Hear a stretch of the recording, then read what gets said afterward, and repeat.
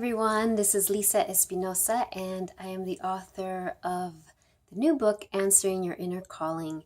And as you may know, if you've been following these videos, my new program, my new 10-week program is going to be starting at the end of the month. And in kind of leading up to it, I've been sharing some teachings from my book. And so far, we kind of covered some foundational things in the first video. So it was all about the first chapter, and I'm just giving you a little taste, and the program will go into a lot more depth. But so far we covered how our soul is always with us. There really isn't a distance that needs to be covered. We also talked about creativity and how our soul leads us to create, not to do. Also how your soul will lead you at the right pace. And then yesterday we talked about, or I shared, the importance of self-compassion and receptivity. So if you didn't see any of those videos and you want some information, feel free to look back on my Facebook page and look at those. And of course, there's a lot more details in my book as well. So today we're going to start with practice 1. And I'm just going to give you a little bit of just a little information about the first practice. And the first practice, I say in the book, it's very simple and it can almost seem like unimportant, and I really want to invite you to understand how this is really at the core of everything, and it is a commitment practice.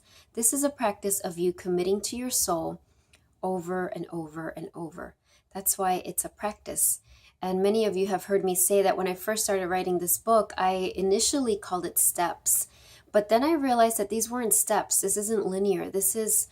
Every practice I share with you in my book is meant to be practice. It's meant to be repeated, and we're meant to commit to them. So this practice of committing is saying yes to your soul over and over. And I'm sure that if you're watching this video, if you're attracted to these kind of topics, I'm sure you've already said yes to your soul many times before.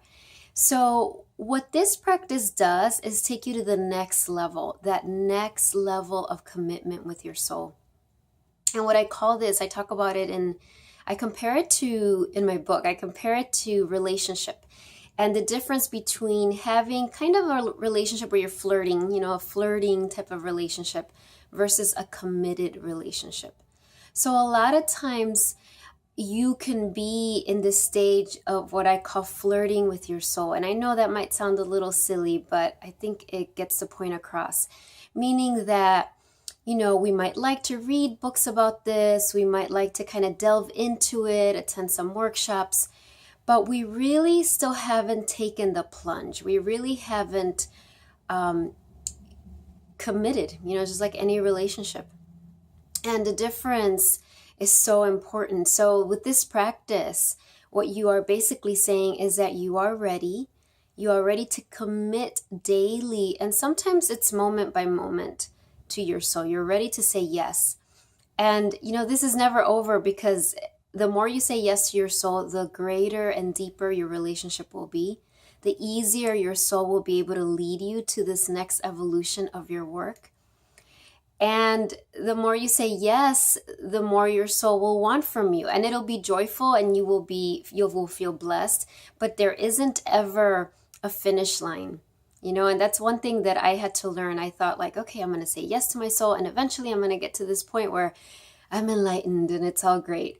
And the truth is that enlightenment, I'm not an expert in enlightenment, but I know it's an ever unfolding process. And you get to one level, and as soon as you arrive, your soul is like, okay, you're ready for the next level. And that's when we say yes again. And I can give you my example. It was a big commitment for me to commit to writing this book. And it might not seem like a lot. It's a small book. It might seem like it wasn't a lot of work, but it was a lot of commitment and discipline. There were so many different things calling to me. And, just being a mother, of 5 children, that by itself was, would have given me enough kind of excuses to not focus on the book. But I did it. I committed. I took the steps. It was hard many times, but I kept going. And now my book is done, right? And it's very easy for me to kind of be like, all right, I committed to my soul. I'm done. But guess what? My soul has more in store for me. And so I'm in that process right now. My life's work is evolving.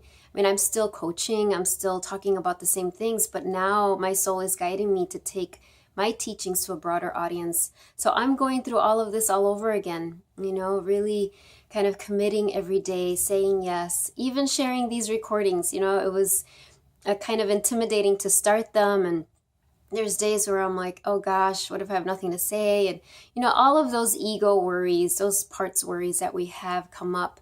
But because I have this practice of committing to my soul, I just remember that is something, my soul is a part of me that I will say yes to over and over.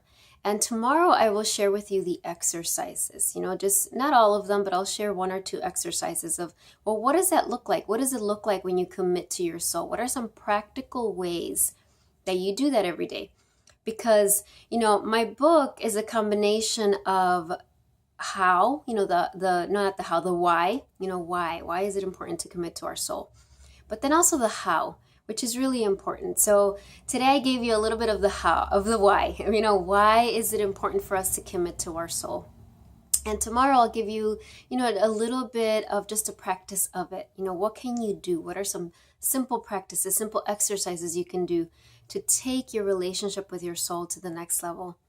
And I can, promise you, having been doing this practice for a while now, having led my clients through this, that it makes all of the difference.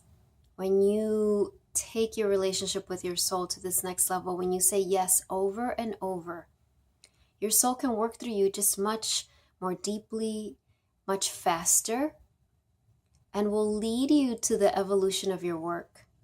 And, we need to remember that the world needs you. It needs you to share your gifts with the world.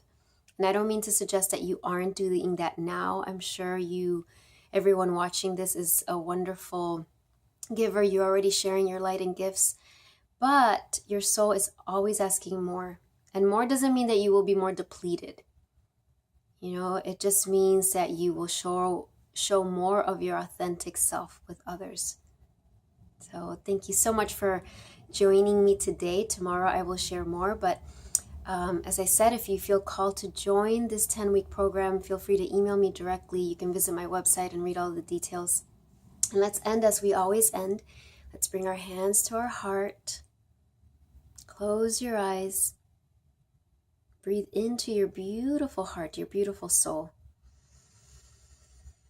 Remembering what I said about receptivity, how important it is for you to receive. Let yourself receive from your soul. And let your soul know that you are ready to commit. You are ready to take this next evolution of your relationship with your soul.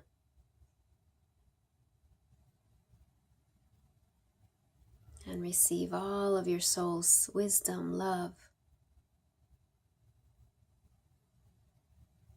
And we bring our hands to prayer pose. We bow to each other's heart and our own heart.